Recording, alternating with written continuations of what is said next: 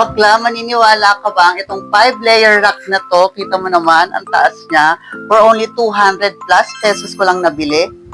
Ito nga pala yung nabili kong 5-layer rack dito sa TikTok, and sobrang mura niya lang.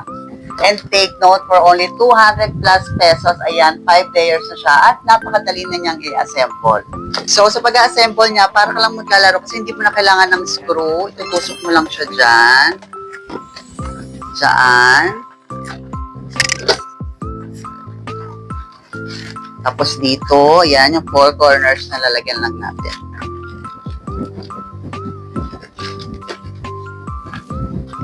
Pag naitusok mo na nga yung 4 na yan, ito naman yung next mo, meron din siyang butas dyan. So, puro ganyan lang, ulit-ulitin mo lang siya hanggang sa mabuo mo yung 5 layers. At ayan, nabuo ko na nga yung 5 layer niya ng wrap, and then meron din siya kasamang 4 na, ayan, parang wheels niya.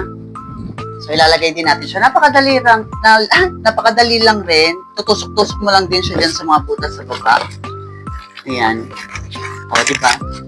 Napakadali niya lang i-assemble kasi yung dati nabili kong rack is meron pang mga bakal-bakal and sobrang mahal. Siguro nasa 2,000 yung ganito, 2,500. So, ayan. Meron siyang gulong. Diba?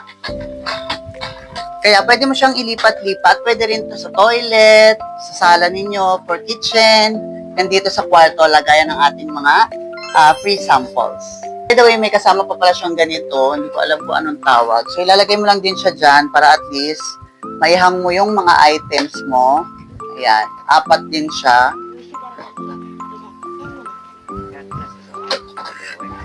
Diba?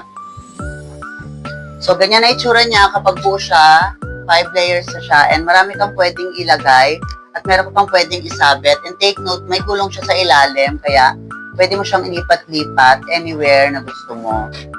Kaya kung tingin mo ay kailangan mo nga rin itong 5-layer rack na ito, ilalagay ko sa yellow basket dito para maka-order din kayo. So, yun lang, and have a great day po. Bye-bye!